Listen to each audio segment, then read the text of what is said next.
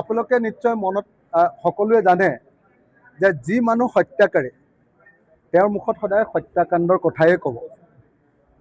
যি মানুহ দুষ্ট সেই মানুহে মানুহক কেৱল মাৰিম কাটিম এইবিলাক শব্দই ক'ব। সকলোৱে জানে যে জয়ন্ত হাজৰিকাই অসমত ২৬ জন মানুহক হত্যা কৰিছে। অসমৰ আটাইতকৈ ডাঙৰ হত্যাকাৰীজনৰ নাম জয়ন্ত হাজৰিকা, আৰু সেই জয়ন্ত হাজৰিকাজনেই কুশলদুৱাৰী নাম লৈ এতিয়া বিজেপি দলৰ প্ৰাৰ্থী হিচাপে শিৱসাগৰত প্ৰতিদ্বন্দ্বিতা কৰিছে। গতিকে তেওঁৰ মুখত মাৰিম আৰু কাটিম হত্যা কৰিম কথাটোৰ বাহিৰে কি আহিব পাৰে?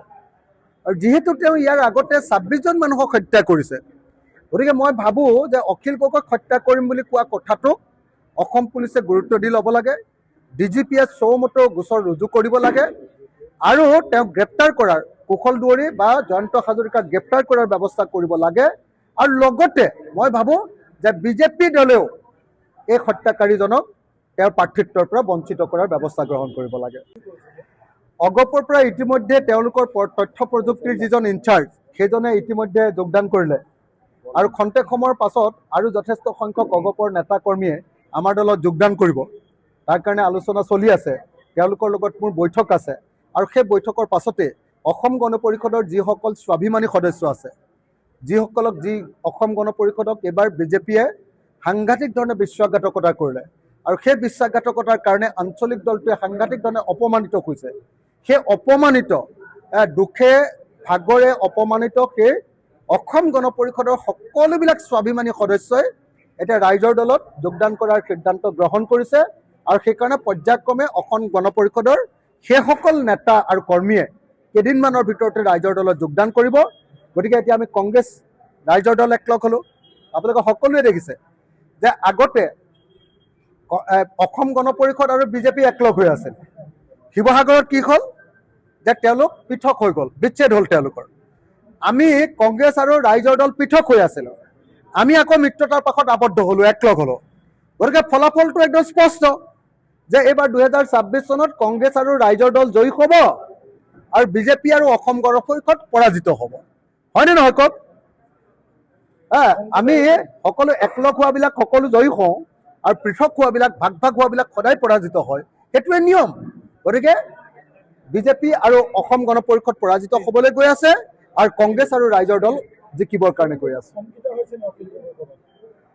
যদি অসমৰ আটাইতকৈ সৰব বিধায়কজন, অসমৰ আটাইতকৈ বেছি বিধায়কজন, অসমৰ আটাইতকৈ বেছি হত্যা কৰা মানুহজনৰ প্ৰতিদ্বন্দ্বিতাত যদি ভয় খাওঁ, তেতিয়াহ'লে মই সৰব বা সাহসী বিধায়ক বুলি কোৱাৰ ধৃষ্টতাই নাথাকিব।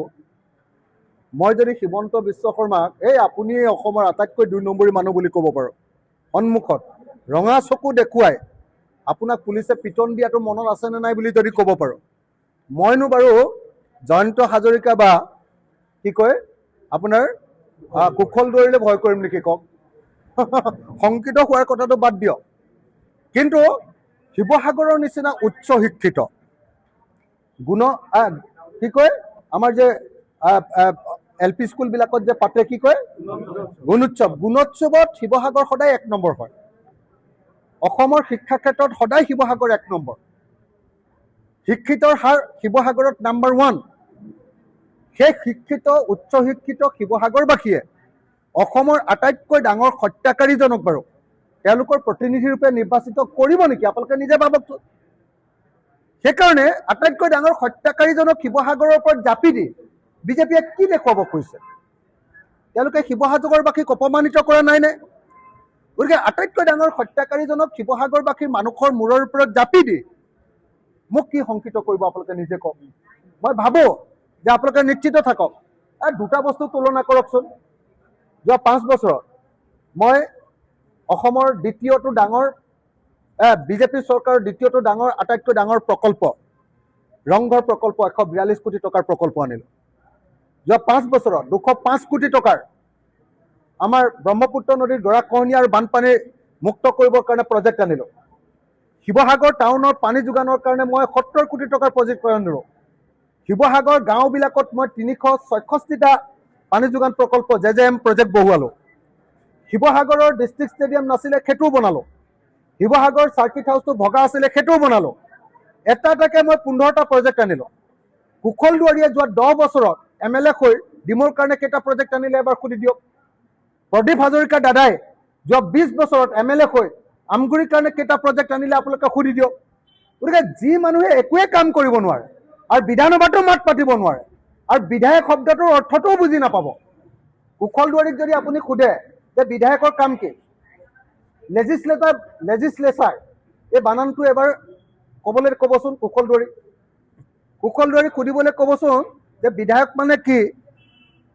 বিধায়কে যে বিধান ৰচনা কৰে, বিধায়কে বিধান ৰচনা কৰাৰ আগত, আইন হোৱাৰ আগত যিটো ড্ৰাফ্ট থাকে সেইটোৰ নাম কি বুলি সুধি চাবচোন আপোনালোকে। ইংৰাজীত এদিন কুশল দুৱাৰী আমাৰ বিধায়কবিলাকৰ কাম কি, মূলতঃ আইন এখন ৰচনা কৰা নহয় জানো। ইংৰাজীত আইন ৰচনা কৰিব পাৰিলেহে এজন বিধায়ক হ'ব পাৰে। কুশল দুৱাৰীৰ মূৰটো যদি আপোনালোকৰ ঘৰটোৰ ৱালত যদি মাৰিও দিয়ে, তেতিয়াহ'লে কুশল দুৱাৰীৰ মূৰৰ পৰা এখন ইংৰাজীত আইন ওলাই আহিব নেকি বাৰু?